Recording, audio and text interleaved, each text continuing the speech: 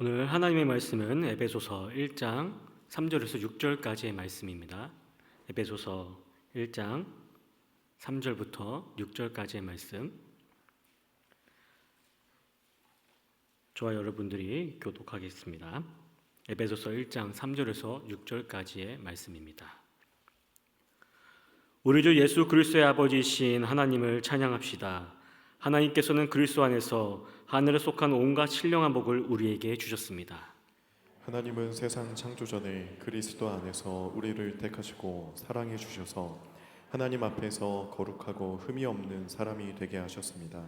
하나님은 하나님의 기뻐하시는 뜻을 따라 예수 그리스도를 통하여 우리를 하나님의 자녀로 삼으시기로 예정하신 것입니다. 그래서 하나님이 하나님의 사랑하시는 아들 안에서 우리에게 거저 주시는 하나님의 영광스러운 은혜를 찬미하게 하셨습니다.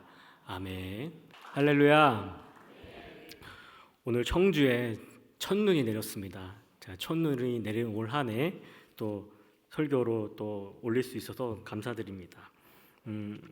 예배 전을 사모하여 이곳에 오신 여러분들도 주님의 이름으로 사랑하고 또 축복합니다.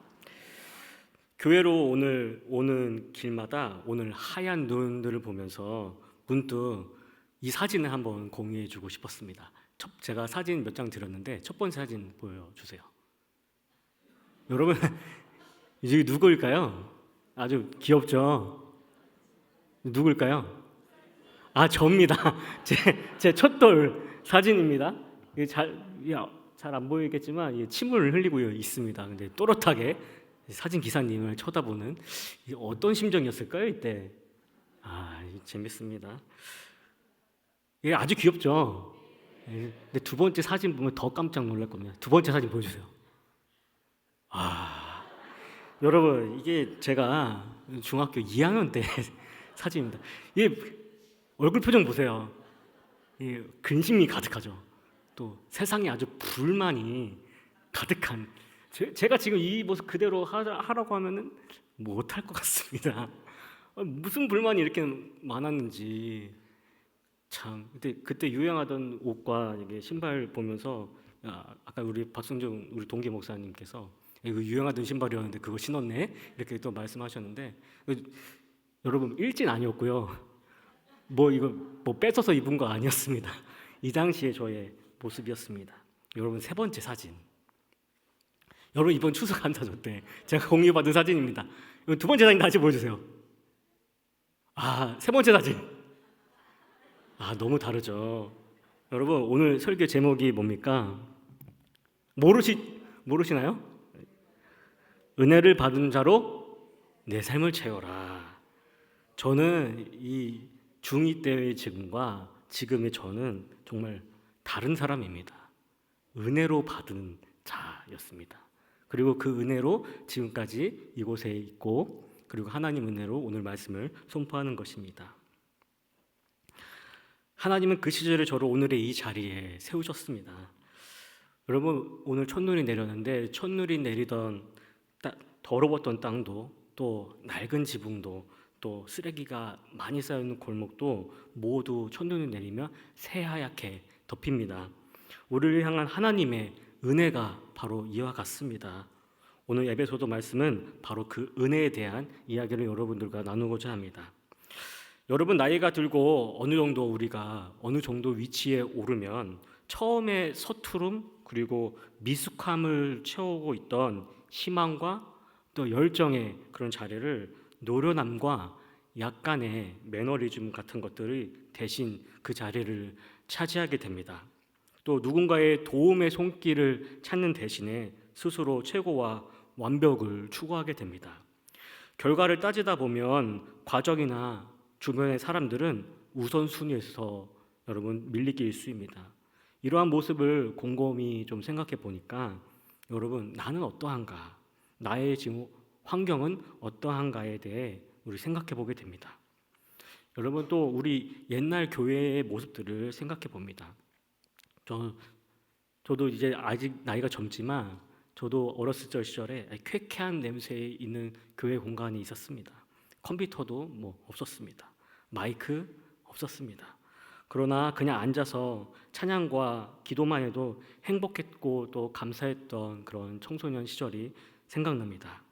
모든 게 지금보다는 한없이 부족했지만 그것을 메우시고 넘치도록 부어주시는 하나님의 은혜가 풍성했습니다. 그런데 지금 어떠하신가요?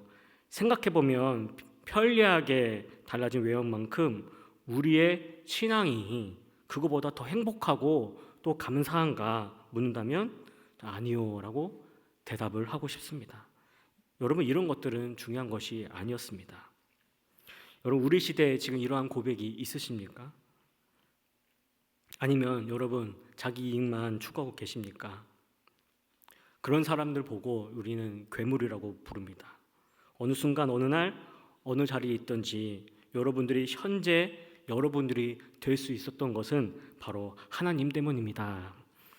우리가 만약 하나님을 인정한다면 여러분 우리는 그것을 삶으로 증명이 가능해집니다. 바로 나보다는 다른 사람을 볼 수 있는 눈, 그리고 내 의견을 잠시 내려놓고 다른 사람의 의견을 존중할 수 있는 그런 말, 그리고 내가 가지기보다는 나눌 수 있는 이 손, 그리고 우리의 행동이 우리가 가는 길이 하나님께서 주시는 그 비전을 쫓아가는 그 발이 될 것입니다.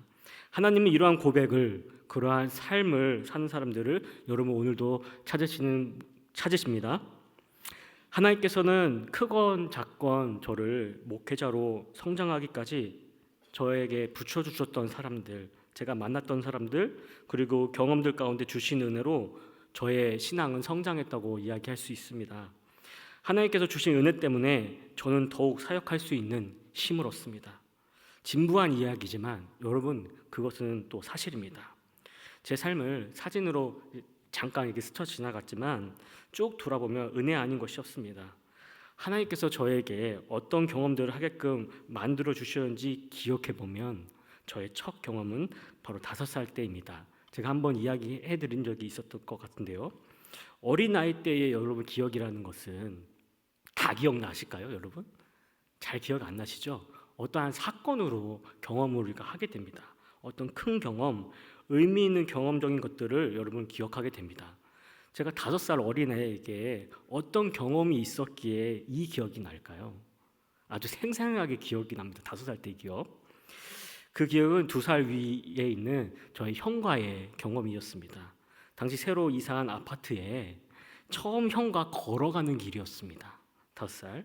그리고 그 길 가운데는 아직 아스팔트 공사 중이었습니다. 아스팔트를 깔고 있고 아파트를 이렇게 막 짓고 있는 그때였습니다. 제가 시멘트를 붓고 있는 이 장면이 생각이 납니다.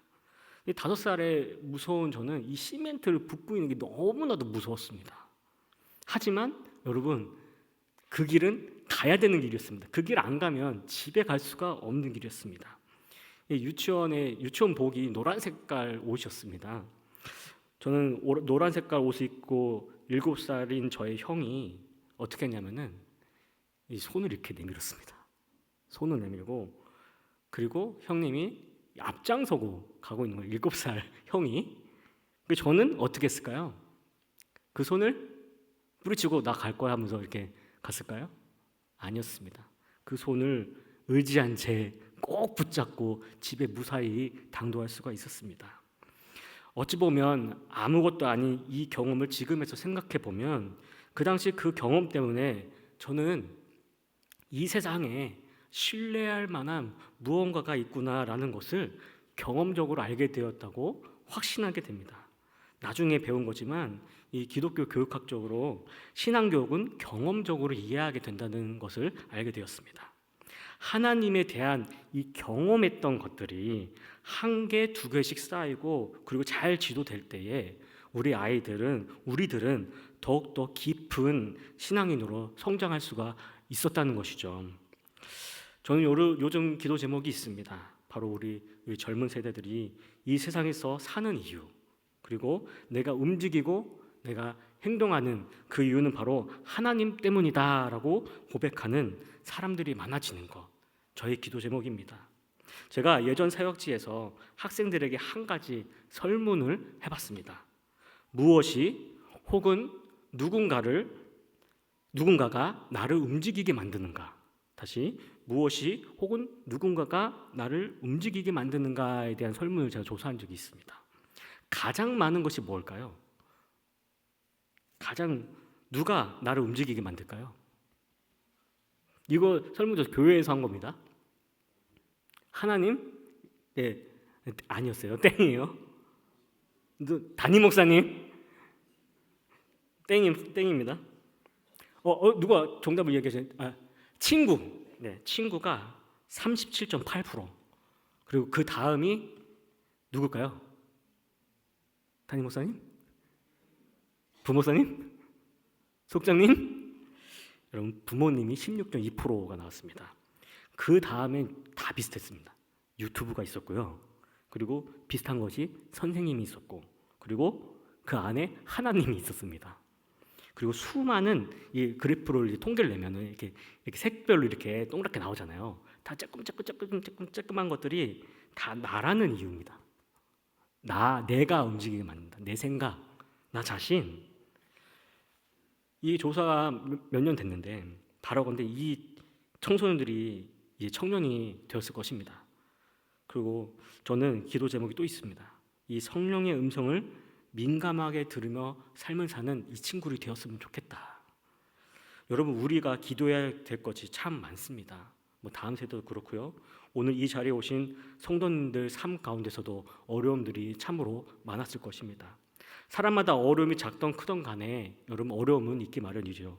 그런데 그 어려움 가운데서도 주님을 찬양하고 또 주님께 감사하고 계신다면 우리는 신앙의 길을 잘 가고 있는 것이라고 저는 단언컨대 이야기할 수 있습니다. 오늘 우리가 함께 읽은 에베소서 1장 3절 말씀 보시면 바로 이 개역개정으로 먼저 보는 게 나을 것 같아요. 우리 개역개정이 있는데 3절 말씀 우리 개역개정으로 한번 읽어보도록 하겠습니다. 네, 방송실? 네. 우리 함께 읽어보겠습니다. 시작. 찬송하리로다 하나님 곧 우리 주 예수 그리스도의 아버지께서 그리스도 안에서 하늘에 속한 모든 신령한 복을 우리에게 주시되. 아멘. 여러분 1장 3절의 말씀은 원어로 번역한 거는 이 개역개정이 더 번역을 잘했습니다. 바로 찬송하리로다라고 시작을 하고 있습니다. 이것은 바울 사도가 에베소에게 쓴 건데 바울 사도가 지금 어떤 마음으로 어떤 심정으로 이 고백을 하고 있는 것일까요? 이 찬송하리로다 문장 맨 앞에 등장합니다. 헬라 원문도 마찬가지입니다. 이는 강조를 위한 것입니다. 그런데 놀라운 것은 이 찬양이 어디서 터져 나왔는지였습니다. 바울은 이 편지를 어디에서 썼을까요? 바로 차가운 감옥이었습니다. 감옥에서 찬송하리로다 이 고백이 가능했던 것이죠. 어떻게 이것이 가능했을까요? 바울의 이 고백이 어떤 상황 가운데서 나온 고백인지 우리가 이해한다면 오늘 이 찬송하리로다라는 이 고백의 말씀이 여러분 가슴 벅차게 들릴 것입니다. 여러분 페이스북 아시죠? 이제는 좀 젊은 세대들에게는 지나간 플랫폼이지만 좀 가끔 들어가는 제 페이스북은 제가 과거에 올린 사진들이나 이 글들을 1년 혹은 2년 혹은 3년 후 자동으로 알려주는 기능들이 있는데 한 10여 년 전 글이 페이스북이 알려줬습니다. 어떤 날이었냐면은 그날은 저희 어머니께서 이 장로 안수를 받는 날에 대한 내용을 제가 적은 게 있더라고요. 내용을 다 이야기할 수 없지만 저희 어머니께서는 많은 어려움 속에서 그 교회에서는 본교회죠. 그 교회에서는 첫 여자 장로이셨고 그 때문에 또 많은 어려움들이 있으셨습니다. 그 어머니의 장로 안수를 받는 것을 제가 사진을 찍고 저는 글의 말미에 이렇게 썼습니다. 어머니께서는 더 낮아지고 더 섬기는 장로가 되십시오. 또 나는 그 어머니의 아들로 살아가겠다. 이렇게 제가 썼습니다. 지금 성도님들 제가 보고 있지만 우리 좋은 교회 성도님들 또 속해서 만나시는 분들 이제 만나 보면은 저희 어머니와 아버지와 비슷한 나이대의 지사님, 권사님, 장로님들 제가 보고 있으면 저는 저의 부모님들을 뵙는 것 같습니다. 어머니 아버지께서는 저를 위해 늘 새벽기도 제단을 쌓으신 것을 지금 압니다. 지금도 매일같이 새벽 제단을 쌓으시는데 그 신앙과 헌신과 기도로 저는 주님의 길을 걷고 있는 것입니다. 그리고 제가 흔들릴 때마다 그리고 힘들 때마다 신앙의 길을 잘 갈 수 있도록 지금 여전히 보이지는 않지만 눈물로 또 기도로 또 도와주고 계심을 너무나도 느낍니다. 그래서 어머니께 전화를 종종 제가 드립니다. 오늘 말씀인 전하기 전에 제가 이런 말씀을 드린 적이 있어요. 어머니는 어려움이 있었을 때 어머니를 지탱해 준 그 말씀이 있었나요? 하면은 항상 대답하시는 게 있습니다. 바로 여러분 잘 아시는 말씀이죠. 이사야서 41장 10절 말씀이죠. 두려워 말라, 내가 너와 함께함이라. 놀라지 말라, 나는 내 하나님이 됨이라. 내가 너를 굳세게 하리라. 참으로 너를 도와주리라. 참으로 나의 의로운 손으로 너를 붙들리라. 아멘. 여러분, 은혜란 그런 것입니다. 내 힘으로는 도저히 할 수 없는 일을 하나님께서 해주시는 것입니다. 그리고 마치 오늘같이 첫눈이 내려서 모든 것을 덮어버리듯 우리의 부족함을 덮으시는 것이 바로 은혜입니다. 오늘 에베소서 1장 말씀 함께 보고 있는데, 이 에베소서 말씀은 바울이 감옥에서 에베소 교인들에게 쓴 편지입니다. 비록 그가 머문 감옥에 있지만, 어려운 상황과 있었지만 흔들리지 않고 또 요동하지 않고 또 초라하지 않는 당당한 바울의 모습을 볼 수가 있습니다. 여러분, 오늘 읽은 3절부터 6절까지의 말씀은 찬송하리로다라고 시작하고 있는데, 원어로 보면 이 말씀은 사실 3절부터 14절까지 읽어야 되는 그런 말씀입니다. 우리말 성경에는 잘 나와 있지 않지만 이 3절부터 14절까지는 쉼표도 없이 원래는 한 문장으로 되어 있는 말씀입니다. 3절부터 14절까지 총 202단어로 되어 있는 이 한 문장은 성경에 이것밖에 나오지 않는다는 것이죠. 긴 문장을 한 문장을 3절부터 14절까지 이렇게 푸는 겁니다. 여러분, 어떻게 이것이 가능합니까? 이것을 앞에 2절의 말씀과 함께 봐야 되는데요. 우리 함께 2절 말씀입니다. 우리 2절 말씀 함께 보도록 하겠습니다. 우리 아버지의 하나님과 주 예수 그리스도께서 내려주시는 은혜와 평화가 여러분들에게 있기를 빕니다. 아멘. 교회를 다니면 가장 많이 듣는 말이 무엇입니까? 은혜죠. 은혜입니다. 그러나 이 은혜라는 것은 바로 자격 없는 자에게 주어진 하나님의 선물입니다. 그래서 에베소 2장 8절 말씀 보면, 여러분은 믿음을 통하여 은혜로 구원을 얻었습니다. 이것은 여러분에게서 난 것이 아니요 바로 하나님의 선물입니다. 이렇게 쓰고 있습니다. 여러분, 여러분 우리 안의 평강은 바로 이 은혜의 결과로 얻어지는 것입니다. 여러분, 은혜가 여러분들에게 임하였습니까? 자격 없는 우리에게 은혜가 있습니까? 그 은혜를 믿는 자들은 바로 하나님과의 관계가 좋아졌으니까, 그 은혜로 우리를 구원해 주시니까 우리에게 바로 우리 마음에, 우리 모든 것에 바로 평화가 임하는 것입니다. 이 평화는 여러분 샬롬이겠죠. 그래서 이 샬롬이란 것은 바로 관계적인 평화입니다. 여러분, 물질적으로 여유로운 것이 바로 샬롬이 아닙니다. 평화가 아닙니다. 여러분, 현대인들, 우리들은 모두 다 평화를 원하죠. 평화롭기를 원하죠. 그러나 그렇게 갈구하는 평화가 없는 이유는 바로 하나님과의 관계가 회복되지 않아서입니다. 여러분, 저는 삶 속에서 여러분들이 어떤 좁은 길을 걸으며 때때로는 근심이 가득하고 또 우환이 가득한 삶이 우리에게 찾아올 때가 있습니다. 그러나 그때에 여러분, 하나님을 원망하고 돌아서는 것이 아니라 하나님과의 관계를 더욱더 붙잡으시기 바랍니다. 혹은 좀 하나님과의 관계가 떨어졌다면 하나님과의 관계가 회복될 때 우리가 누리는 이 평화를 빼앗기지 않는 여러분들이 되시길 바랍니다. 오늘 우리가 만나는 이 바울은 지금 감옥에 있는 바로 어려운 상황 가운데 또 찬양을 하고 있는 것입니다. 그리고 그는 주님의 은혜로 당당하게 살았습니다. 오늘 우리는 바울에게서 배워야 할 것이 있습니다. 바로 위기의 상황을 만날 때, 어려운 상황을 만날 때 바로 은혜 가운데 사는 인생이 되려면 우리가 추구하는 것을 이 땅의 복을 넘어서 바로 신령한 복을 바라봐야만 합니다. 우리 에베소 1장 3절 말씀, 우리 이번엔 세 번역으로 읽겠습니다. 시작. 우리 주 예수 그리스도의 아버지이신 하나님을 찬양합시다. 하나님께서는 그리스도 안에서 하늘에 속한 온갖 신령한 복을 우리에게 주셨습니다. 아멘. 하늘에 속한 신령한 복. 여러분, 이것은 땅에 속한 어떤 물질적인 복이 아닙니다. 우리가 생각하면, 이 복이라고 생각하면 물질적인 복을 항상 처음에 생각하게 됩니다. 이 복을 누리는 것도 굉장히 중요합니다. 물질이 풍요롭고 또 건강하고 좋은 직장에 있는 것, 부정할 수 없는 하나님의 축복일 것입니다. 그런데 그런 가시적인 것 말고도 하늘의 복을 사모하니까 지금 바울에게는 지금 이 땅에 일시적인 복이 잠시 동안 없어도 좌절하고 낭망하는 것이 아니라 하늘에 속한 복까지 우리가 바라보니까 마음을, 기쁨을 빼앗기지 않는다는 것입니다.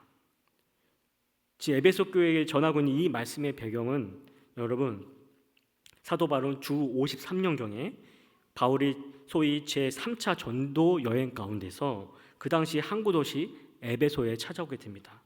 바울은 이곳에서 무엇을 하냐면은 3년 가까운 세월을 보내면서 복음을 전합니다. 그곳에서 두란노 서원을 만들고 거기서부터 복음이 전해지고 그 복음이 에베소 교회로부터 소아시아 지금의 터키까지 투르키에까지 퍼져나갑니다.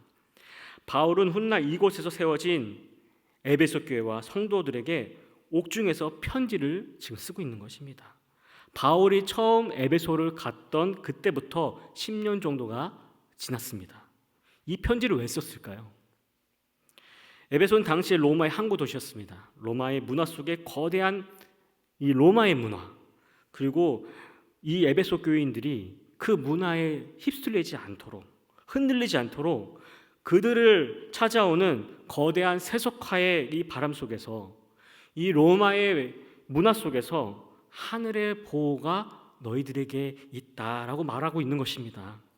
하늘에 속한 이 신령한 복이 그분들뿐만 아니었습니다. 바로 오늘 우리에게도 있습니다. 할렐루야. 오늘 우리가 에베소서 1장 다음에 4절 5절 말씀을 함께 읽어보면 또 이어가도록 하겠습니다. 4절에서 5절 말씀입니다.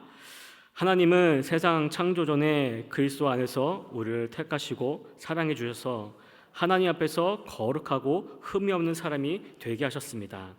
하나님은 하나님의 기뻐하시는 뜻을 따라 예수 그리스도를 통하여 우리를 하나님의 자녀로 삼으시기로 예정하신 것입니다. 아멘.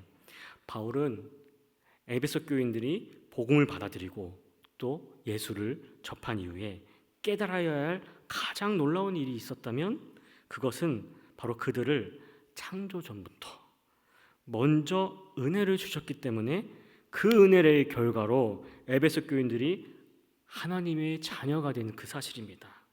여러분, 우리는 예수 믿기로 결단한 날이 있죠? 있죠? 아멘이시죠? 언제 몇 시 그게 아니더라도 여러분, 우리가 콜라 언제 먹는지 기억나세요? 안 나시죠? 근데 지금 콜라 많이 드시잖아요. 우리가 예수 믿기로 결단한 날이 있습니다. 우리 마음에 작정하기로 한 그 결단한 날이 있습니다. 그런데 여러분, 이렇게 생각할 수도 있어요. 나는 내 발로 교회 온 것입니다. 그렇게 생각할지도 모릅니다. 그런데 내가 그 결단을 한 그 배후에는 나의 결단을 가능하게 만들었던 바로 하나님의 인도하심이, 바로 성령의 역사가 있었다는 것입니다. 우리는 이것을 잊지 말아야만 합니다. 그래서 바울은 고린도서 12장 3절에 이렇게 이야기합니다. 그러므로 나는 여러분들에게 알려드립니다. 하나님의 영으로 말하는 사람은 아무도 예수는 저주를 받아라 하고 말할 수 없고, 또 성령을 힘입지 않고서는 아무도 예수는 주님이시다 하고 말할 수 없습니다 라고 말합니다. 그러므로 우리의 모든 구원의 체험, 우리의 신앙의 체험들, 그 체험 건너편에는 하나님이 죽을 수밖에 없었던 우리를 하나님의 자녀 되도록 계획하신 바로 그 하나님의 은혜와 그 은총이 먼저 우리에게 있었다는 사실을 우리는 보아야 할 것입니다. 그리고 한 걸음 더 나아가다 보면 우리가 하나님을 만나기 전에는 하나님의 자녀가 아닌 것처럼 살고 있었다는 사실입니다. 아까 제 중2 때 사진처럼요. 그런데 예수를 믿고 우리는 당당한 하나님의 자녀가 된 신분을 얻었습니다.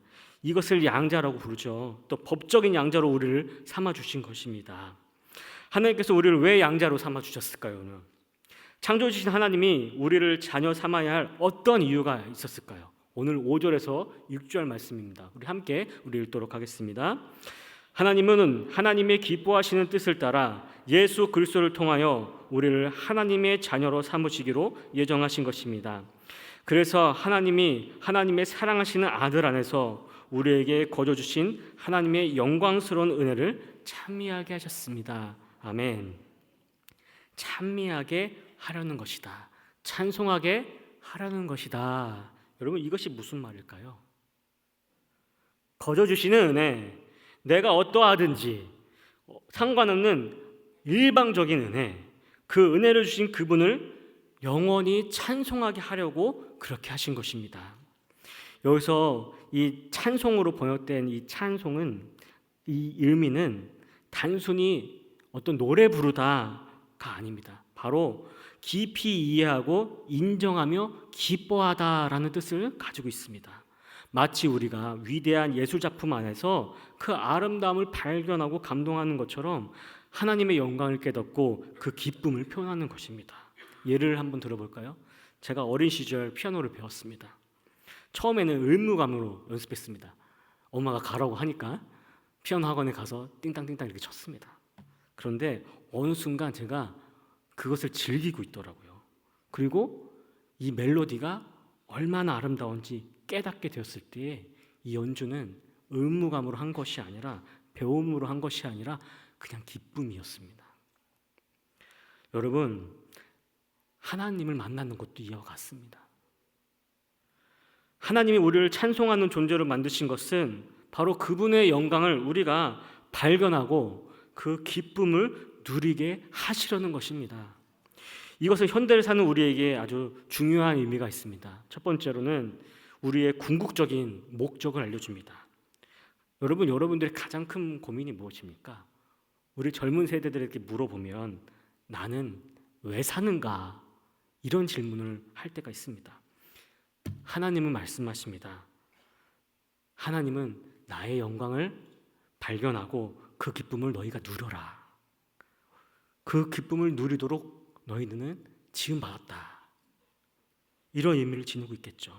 두 번째로는 우리의 고통에 의미를 부여하게 됩니다. 바울은 감옥에서도 찬송했습니다. 왜일까요? 그 고통 속에서도 하나님의 영광을 발견했기 때문입니다. 우리의 어려움도 마찬가지겠죠. 그 속에서 우리는 하나님의 더 깊은 은혜를 발견하시기 바랍니다. 마지막으로 우리의 삶의 방향을 제시하게 됩니다. 우리가 찬양하는 것, 우리가 찬송하는 것, 우리가 입술만으로 하는 것이 아닙니다. 바로 우리의 모든 삶, 이 전체가 하나님의 영광을 드러내는 그런 찬송인 존재가 되어야 하는 것입니다. 여러분, 직장에서, 학교에서, 가정에서 우리가 만나는 어떤 관계 속에서 우리는 하나님의 영광을 드러내는 그 삶을 살도록 우리는 바로 부름받았던 그 사실을 여러분 기억하시기 바랍니다. 여러분, 만약 예수를 믿는 것이 순전히 나 혼자만의 결단이나 자신만의 행위에 의한 어느 행위에 기초한 이런 결단이었다면 이 구원이라는 것은 여러분 하나님이 해주신 것이 아니게 됩니다. 바로 내 공적이 되는 것이죠. 여러분, 그런 구원은 결코 감사할 수 없는 구원입니다. 그러나 우리가 하나님의 자녀됨은 바로 그분의 먼저 주신, 우리가 보잘것없어도 우리 행위가 아무리 잘못됐어도 우리에게 먼저 베풀어 주신, 선물로 주신 그 은혜, 바로 선의 은총이 있었기 때문입니다. 그분의 인도하심이 있었기 때문에, 그분의 자비가 있었기 때문에, 그분의 사랑이 있었기 때문에 우리가 구원받은 자로서 우리가 할 것은 바로 그분을 영원히 찬양하는 것밖에 할 수 없습니다. 여러분, 오늘 본문에는 그리스도 안에서라는 표현이 아주 반복적으로 등장합니다. 3절에 보면 그리스도 안에서라는 표현이 나오고요, 4절에서도 그리스도 안에서라는 표현이 나오고요, 5절에서 예수 그리스도를 통하여라는 표현이 나오고요, 6절에서 하나님이 사랑하시는 아들 안에서라는 표현이 나옵니다. 여러분, 사도 바울은 1차적으로 자신에게 그리고 이 에베소 교인들에게 이 이야기를 한 것이지만 사실은 이 에베소가 이 시간과 공간의 제약을 보여준다면 여러분 그리스도 안에서라는 표현은 바로 그것을 넘어서는 가치입니다. 바로 찬송한다는 말은 우리 스스로가 지금도 그리스도 안에서 그리스도의 비전을 품고 사는 것이 하나님을 찬송하는 이름을 본문을 통해 우리는 알아볼 수 있다는 것입니다. 오늘 우리가 이 말씀을 마주할 때 여러분 어떠십니까? 그냥 성경의 한 글자처럼 보이십니까? 검은색 글자처럼 보이십니까? 우리 성도님들은 이 말씀을 마주할 때 어떠하십니까? 바로 우리 자신들이 스스로 그리스도인이 된 것이 아니란 사실을 상기하게 됩니다. 바로 하나님이 먼저 나를 부르셨습니다. 먼저 나를 택하셨습니다. 이 사실을 여러분 기억하신다면 우리가 어떠한 어려움에 닥치더라도 어떠한 공경에 처했을 때 우리는 다시 회복할 수 있는 힘이 있다는 것입니다. 그리고 거룩하고 바로 흠이 없는 삶을 살아야 한다는 것을 우리는 깨닫게 되는 것이죠. 여러분 하나님은 우리의 현재 모습을 여러분 현재 모습 있잖아요. 현재 모습을 넘는 미래의 모습을 현재에 보고 싶어 하십니다. 바로 그리스도 안에서 믿음의 사람으로서 보고 싶어 하신다는 그 말씀입니다. 하나님이 이 은혜를 통해 우리의 원형인 존재, 아까 하나님께서 창세 전에 계획한 모습, 이 모습을 오늘 우리가 실현되고자 하는 그 말씀을 보기 원합니다. 여러분 그런데 우리 모습을 보면 어떨까요? 현재 여러분 모습을 보면 어떠십니까? 잘나셨나요? 나의 자격 없는 모습을 알게 되겠죠. 먼저 주신 은혜를 통하여 우리가 나아가야 할 하나님의 자녀가 된 그 모습을 바라보게 됩니다. 제가 전도팀 설교를 하면서 이런 이야기를 한 적이 있습니다. 예전에 제가 수련 목회 할 때 사역했을 때 청소년 부서를 맡았는데 그 중에 한 명이 있었습니다. 이 실명을 밝혀도 돼요. 바로 도정원이라는 학생이었습니다. 근데 이 학생이 예배 때마다 그러니까 아주 활발한 친구였습니다. 뭐 대답도 잘하긴 하지만 사실 예배 방해가 되는 그런 친구들이었습니다. 뭐만 하면 그냥 막 난리치고 이런 학생이었습니다. 근데 또 예배 나올 때는 이렇게 잘하는데 또 잘 안 나와요. 늦잠 자고 전화를 하면 왜 안 왔어? 이렇게 전화하면 늦잠 자서 못 왔어요. 이렇게 하는 친구였습니다. 근데 언젠가 제가 예배를 인도하고 있었을 때 갑자기 그 친구에게 집중이 되더라고요. 근데 그 친구의 모습이 엉망인 그런 모습이 아니라 미래의 이 친구가 청년으로 잘 성장해서 교회 학교에서 교사로 섬기는 그 모습을 갑자기 그냥 보게 된 거예요. 제가 놀랐습니다. 그래서 제가 야 정훈아, 내가 너 이런 모습을 봤어. 그랬더니 정말요? 그럼 제가 그럼 뭐부터 하면 될까? 걔가 이러는 거예요. 그래, 그러면은 예배 시간 한 30분 전에 와서 여기 의자들을 놓고 이 예배 드리는 이 친구들에서 중보하면서 기도해라.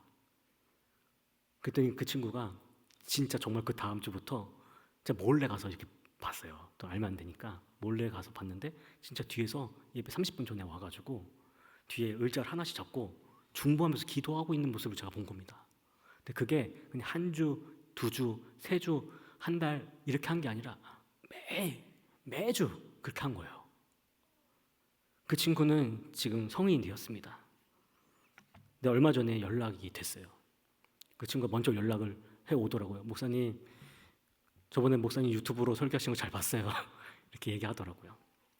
그러면서 그 친구의 근황을 설명해 주셨는데 그 친구가 지금 아동부 교사를 하고 있답니다. 아주 그 친구도 말랐었는데 약간 포동포동해졌어요. 하나님의 은혜를 많이 먹었나 봐요. 공개적으로 하는 이유는 이 친구가 이것을 또 볼 수 있기 때문에 제가 더 잘하라고 이런 말을 하는 겁니다. 여러분, 하나님은 은혜로 받은 자라면 우리는 우리의 모습을, 현재 있는 여러분들의 모습을 뛰어넘는 바로 하나님이 원래 계획했던 그 창세전의 모습, 그것이 여러분 무엇일까요? 우리가 성화되는 과정이겠죠. 어디까지? 예수 그리스도까지. 여러분, 하나님의 은혜로 말미암아 우리에게 주어진 것은 바로 하나님의 아들들이 우리도 된다는 것입니다. 바로 근데 이것은 뭐라고요? 여러분 스스로라고요? 아니요, 바로 그리스도로 말미암아입니다. 여러분, 요한복음 1장 12절 말씀 잘 아는 말씀이죠. 그러나 그를 맞아들인 사람들, 곧 그 이름을 믿는 사람들에게는 하나님의 자녀가 되는 특권을 주셨다. 할렐루야. 하나님 보시기에 우리는 얼마나 지금 부족할까요? 아니요, 하나님은 시공간을 뛰어넘는다고요. 우리의 현재 보잘것없는 모습을 보고 계시지만 그 모습 보지 않으시고 우리의 아름다운 모습, 우리의 원래 계획된 모습, 우리 앞으로 발전된 모습, 그런 모습을 보고 계신다는 것입니다. 모든 것을 아시는 하나님은 그분의 은혜로 거룩하고 또 흠이 없는 자로 서실 것을 기대하십니다. 그리고 우리를 택하셔서 그의 자녀가 되게 하셨다는 하나님의 그 은혜를 고백하는 그리스도인들, 바로 우리들이 되어야만 할 것입니다. 하나님은 오늘 우리에게도 말씀하십니다. 너는 거룩한 사람이다. 너는 사랑받을 만한 사람이다. 너는 나의 사랑하는 자녀다. 그리고 우리가 예수 그리스도 안에서 하나님의 시선으로 살아갈 것을 요청하는 사도 바울은 바로 찬송하라, 그 한마디로 우리에게 지금 초대를 하고 있는 것입니다. 여러분, 현재 우리의 삶의 자리를 다시 한번 되돌아보시기 바랍니다. 우리는 하나님께서 자녀 삼아주신 그 은혜의 감격으로 살아가고 계십니까? 은혜의 감격으로 사는 것을 삶으로 번역하자면 바로 하나님 앞에 순종하는 삶입니다.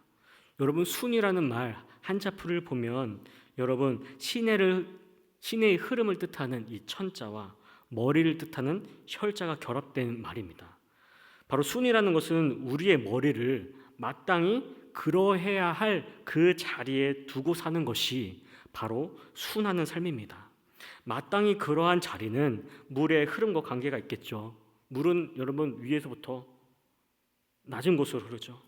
마땅히 그곳으로 흘러갑니다. 여러분, 장애물을 만나면 어떻습니까? 돌아 흐르고 웅덩이를 만나면 잠깐 머뭅니다. 억지가 없습니다. 그런데 억지 없는 삶을 살아가기란 도통 어렵습니다. 우리는 나 자신을 여러분 가만히 놔두면 우리는 아직도 육체 가운데 살고 있기 때문에 지난날의 이 죄의 습성을 온전히 끊어버리지 못합니다. 그래서 우리는 여러분 죄의 종이 되어야만 하는 것이 아니라 바로 하나님 앞에 부단히 순종하는 삶을 살아야만 하는 것입니다. 이 순종하는 삶이 어려워도 여러분 나를 부단히 깎아내야 하는 것입니다. 하나님 뜻에 순종하는 사람이 되기 위해서 늘 정신 차리고 살아야만 한다는 것을 의미합니다. 여러분, 오늘 우리가 찬송해야 할 것은 하나님의 길을 가는 우리의 신앙 여정 속에서 우리의 세상살이가 어려울 때에 또 죄의 달콤한 속삭임에 기울이지 않는 것입니다. 여러분, 좀 쓰게 느껴지더라도 하나님의 음성에 귀를 기울이시기 바랍니다. 그리고 하나님의 그 음성에 바로 찬송하는 삶을 살아내시기 바랍니다. 그리고 그 마음을 아는 자는 주님의 마음을 알게 될 것입니다. 오늘 아침부터 저녁까지 청주에 아주 많은 첫눈이 내렸습니다. 그 눈이 아직도 내리고 있습니다. 마치 하나님의 은혜처럼 계속해서 내리고 있는 것 같습니다. 여러분, 아까 그 사진 다시 보고 싶네요. 저의 중2 때 사진, 저도 오랜만에 봤는데요. 저도 다시 지금 보고 싶습니다. 잠깐 나왔네요. 제가 생각하기에도 반항하던 이 청소년의 삶입니다. 여러분, 이제 그만 봐도 될 것 같아요. 이제는 역사 속에 여러분들도 잊어주시기 바랍니다. 이제는 여러분 강단에서 하나님의 말씀을 전하는 목회자로 이 자리에 섰습니다. 여러분, 이것이 바로 은혜입니다. 여러분, 우리는 모두 각자의 사진들을 가지고 계십니다. 과거의 아픔, 또 실패, 후회. 하지만 하나님은 그 모든 것을 새하얀 눈처럼 덮어주셨습니다. 우리를 언제나 새롭게 하시는 주님만을 바라보십시다. 창세전부터 우리를 선택하시고 자녀 삼으시고 은혜로 채우시는 하나님. 여러분, 이제 우리에게 주어진 과제가 있습니다. 우리는 이 은혜를 매일매일 기억해야 합니다. 첫눈을 보며 하나님의 은혜를 경험하듯 매일의 삶 속에서 그분의 은혜를 발견하시기 바랍니다. 또 우리는 이 은혜를 바로 실천해야 합니다. 우리가 받은 용서와 사랑을 다른 이들에게 흘려보내야만 합니다. 가정에서, 직장에서, 학교에서 우리는 살아있는 은혜의 통로가 여러분 자신이 되어야만 합니다. 그리고 이 은혜를 함께 나누어야 합니다. 교회는 이 은혜를 나누는 공동체가 되어야만 합니다.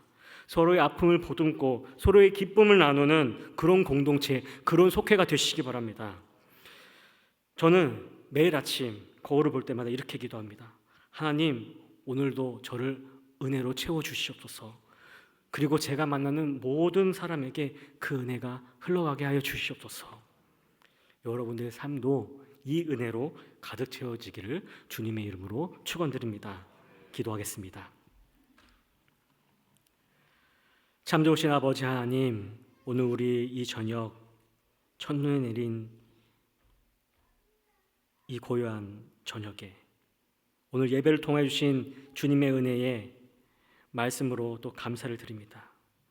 세상살이가 어렵고 지칠 때에 주님께서 주시는 평안의 말씀으로 주님, 눈물과 한숨이 그치지 않는 세상이지만 묵묵히 우리가 그 길을 걸어가게 하여 주시옵소서. 주님과 함께함이 넉넉함을 이길 수 있는 것을 우리가 믿습니다. 주님을 신뢰하오니 주님을 바라볼 때 우리의 희망이 되어 주시옵소서. 주님, 어둠 속을 방황할 때 빛이 되어 주시옵시고 또 저물지 않는 빛이 되어 주시옵소서.